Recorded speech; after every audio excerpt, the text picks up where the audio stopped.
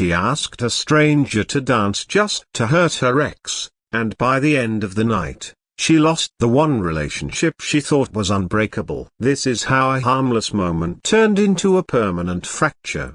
She arrived at the party believing she was fine, not healed, not glowing, just stable enough to function without thinking about him every minute. The breakup was recent, but clean, or at least that's how she had framed it to herself. No shouting, no begging, no public collapse. She told herself that meant she was stronger than she felt. Walking into the room, she carried that version of herself carefully, as if any crack might expose how thin it really was. The moment she saw her ex across the room, that stability wavered. Her body reacted before her mind did. A tight chest, shallow breath, a sudden awareness of her posture. She hadn't prepared for this. She had assumed he wouldn't come, or that if he did, she wouldn't care. The fact that she noticed him instantly proved how fragile her certainty was. She didn't turn away. She stayed where she was, pretending this was still her choice. She told herself it was harmless to look, that noticing him didn't mean anything. But her thoughts began adjusting, quietly recalculating. Was he looking at her? Did he seem unaffected? Was he happier? Each unanswered question pressed on her, narrowing her options without her realizing it. Leaving suddenly felt like losing. Staying without reacting felt impossible. She became aware of how she might look to him alone, unclaimed, unchanged. The idea bothered her more than she wanted to admit. She had promised herself she wouldn't measure her worth through his eyes anymore, yet here she was, doing exactly that. She ignored the discomfort and reframed it as motivation. If she could control the moment, she could control how it felt. Around her, the party continued normally, but she was no longer part of it. Conversations faded into noise. Every laugh sounded directed. Every pause felt observed. She didn't consider what she actually wanted. She focused only on how to avoid feeling small. That focus quietly removed patience, restraint, and distance from her list of choices. She thought about leaving again. The door was close enough, but leaving meant admitting the sight of him still had power over her. She wasn't ready to accept that truth. Instead, she convinced herself she needed to prove something to him, to herself, to the version of her that still felt unfinished. The pressure to act built, not from logic, but from pride. She scanned the room without intention, not looking for connection, only for a solution. Someone neutral, someone available, someone who could help her reclaim control without requiring vulnerability. She didn't acknowledge that using someone else for that purpose already crossed a line she used to respect. She was too focused on reducing her own discomfort to consider the cost. Her chest tightened again. Sharper this time. She recognized the feeling but chose to reinterpret it. She told herself this was confidence returning,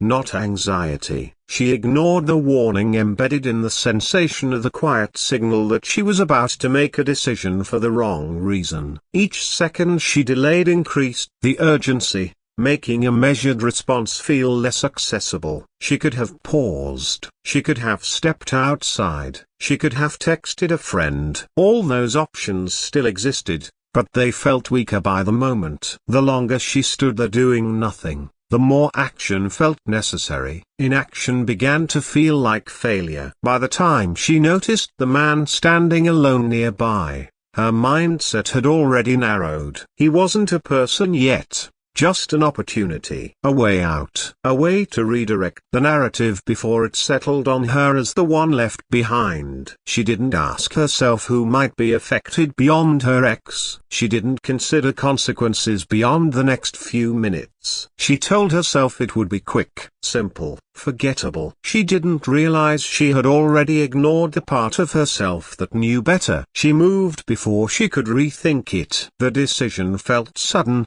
but it had been forming quietly, tightening its grip with every second she stood exposed. Approaching him wasn't confidence, it was momentum she no longer knew how to stop. Turning back now would mean admitting the entire impulse was unnecessary. and that felt worse than the risk ahead. She asked him to dance with a tone that sounded casual enough to pass as spontaneous. The words came out smoother than she felt. Once spoken, they removed her last exit. She couldn't retreat without looking uncertain, and uncertainty was exactly what she was trying to escape. When he agreed, relief washed over her, followed immediately by pressure. Now she had to see it through. As they stepped onto the dance floor, she became acutely aware of visibility. This wasn't a quiet corner or a subtle gesture. People noticed. That was the point, she reminded herself. The attention validated the decision just enough to keep her moving. She didn't check whether the attention was the kind she wanted, she only registered that it existed. She angled her body deliberately,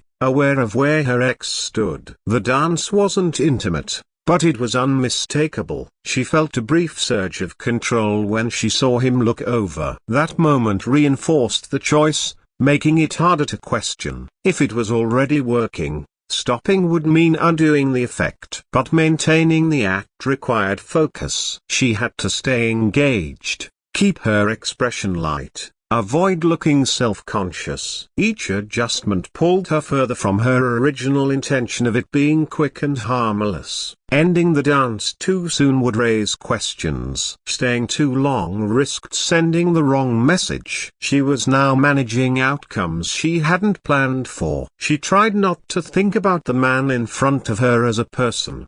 Doing so would complicate things. Instead, she treated him as part of the scene, a role that needed to be played convincingly. The more convincing she became, the less room she left herself to disengage without explanation. Her awareness narrowed again. She noticed her ex's reaction but missed everything else. The subtle shifts around here, the looks exchanged, the assumptions forming went unregistered. She had achieved her immediate goal, but it came with a cost she didn't yet understand. Each second on the dance floor made the moment more public, more defined, less reversible. She considered pulling away early, offering a polite excuse. But that would suggest hesitation, and hesitation would undermine the narrative she had already started. The longer she stayed, the more it felt like commitment rather than performance. What was meant to be a signal became an action with weight. Her internal warning returned, quieter but persistent. This wasn't how she usually handled discomfort. She recognized that fact and ignored it. Acknowledging it would mean stopping, and stopping now would feel like losing control all over again. She chose continuity over correction. The music felt longer than it was. Each beat locked her further into the moment. She realized too late that she hadn't thought about what came after. There was no plan for the end of the dance, no exit strategy that wouldn't invite interpretation. She had traded short-term relief for long-term exposure. She glanced around and saw that the situation had solidified in the eyes of others. Whatever this looked like, it was already being accepted as real. That realization tightened her chest again. But now it came with regret layered on top of urgency. She couldn't rewind to before the request. She could only continue forward. By the time she sensed something was wrong and not dangerous,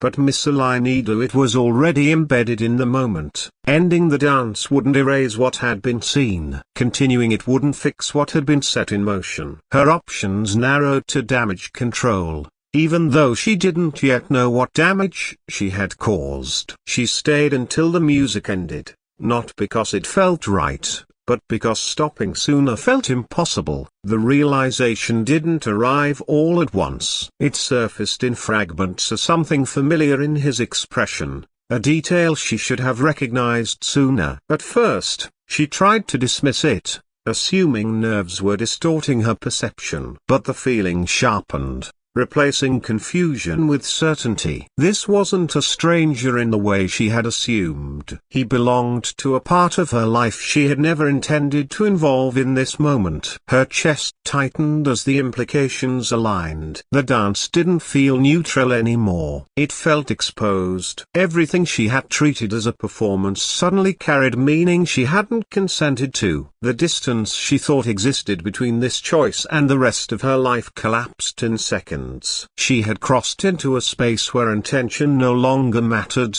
She searched his face for any sign that she was wrong. There was none. The truth settled heavily, and with it came a sharp awareness of what she had risked without realizing it. This wasn't just about her ex anymore. It wasn't even about the dance. It was about trust to someone else's trust to that she had underestimated. The music continued. Indifferent to the shift, she considered pulling away immediately, but doing so would draw attention she couldn't control. Stopping abruptly would invite questions she wasn't prepared to answer. Staying felt dishonest. Leaving felt impossible. Every option now carried consequence, and none of them led to repair. She tried to speak, to clarify, but the words felt inadequate before they were formed. There was no explanation that could rewind the moment or separate it from how it looked. Whatever this appeared to be, it had already landed. She realized with growing dread that intent would not protect her from impact. As the dance ended,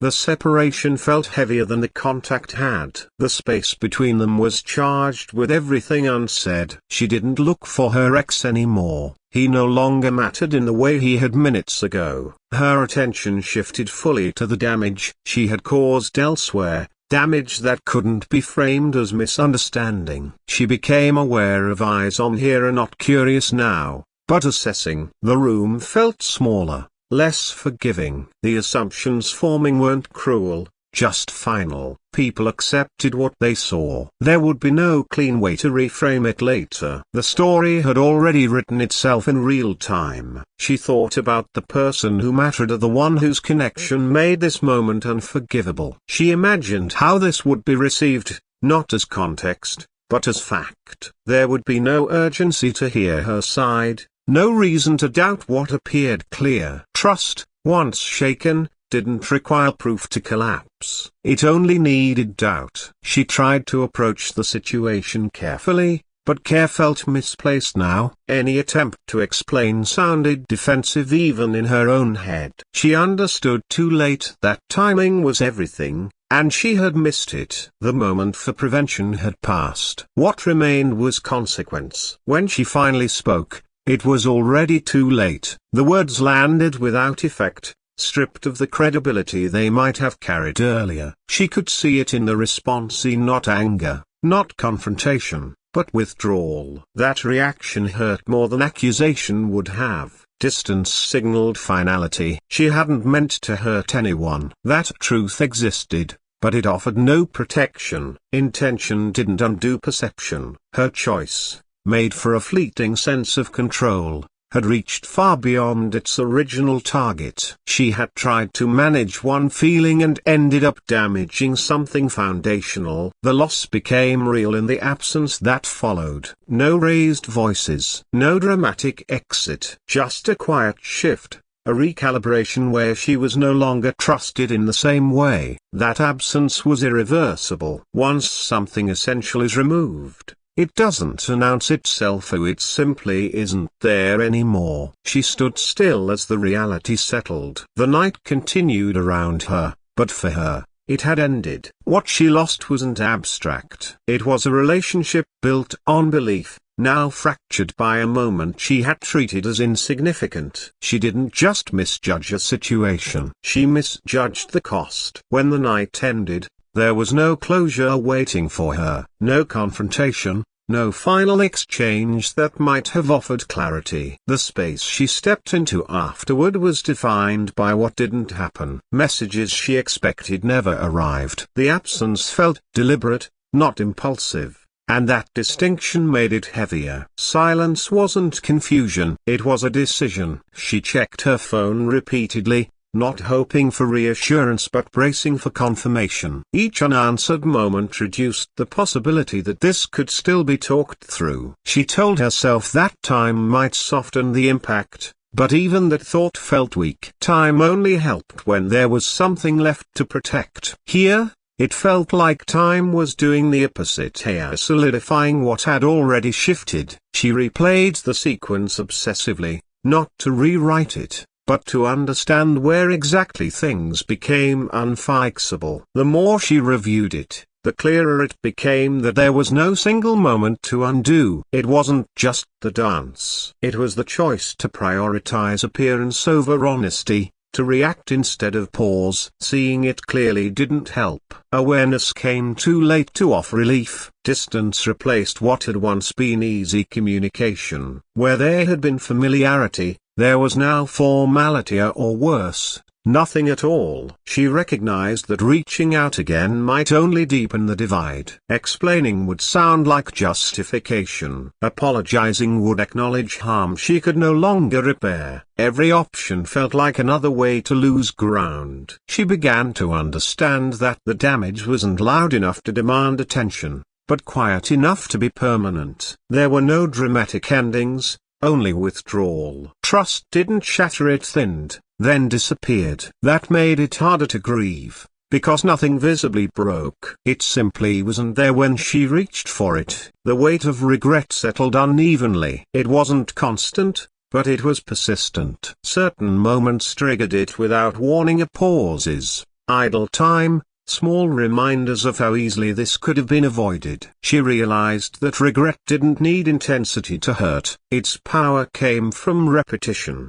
from returning when she least expected it. She considered sending one final message, something carefully worded, something restrained. But restraint now felt ironic. She had failed to show it when it mattered. Any attempt now risked reopening a wound without offering healing. Silence, as painful as it was, seemed to be the only remaining form of respect she could give. The absence of response became its own message. Not cruel, not punishing, just clear. Whatever trust had existed had been re-evaluated, and she no longer held the same place within it. That realization stripped away any remaining hope of reversal. Some losses weren't dramatic enough to fight against. They simply settled into place. She felt the urge to explain herself to anyone who would listen, but there was no audience that mattered anymore. The person she needed to hear her couldn't, or wouldn't. That limitation forced her inward. There was no one else to convince. The narrative was over. In the days that followed, she noticed how the absence changed her routines. Not because something was actively missing, but because she was aware of the space where something had once existed. She had underestimated how much security came from being trusted. Losing it altered how she saw herself. She accepted, slowly, that this wasn't something time alone would repair. Time might dull the sharpest edges, but it wouldn't restore what had been removed. That required a version of the past that no longer existed. She could only move forward with the understanding of what she had cost herself. The regret remained quiet but firm. It didn't ask for attention. It waited. She ignored her own discomfort and called it confidence. She chose a reaction over restraint. What deserved attention was her healing, not her pride.